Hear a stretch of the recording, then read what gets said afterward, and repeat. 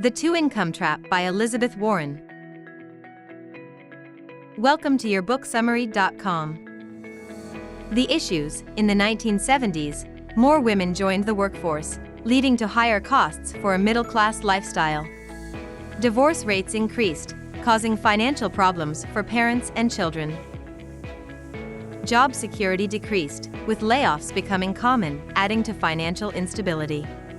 Unexpected medical bills also became a big problem, resulting in more bankruptcies. The deregulation of interest rates in 1978 allowed lenders to charge high rates. This led to easy access to credit, with people getting mortgages and loans they couldn't afford. Many families took on too much debt to buy homes, leading to high foreclosure rates. Lenders started targeting people in financial trouble, offering more loans at higher rates.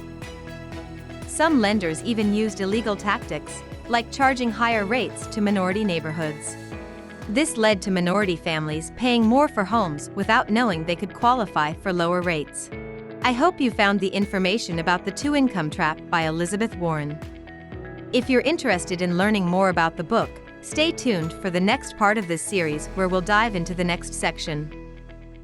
Thanks again for watching, and I will see you in the next video.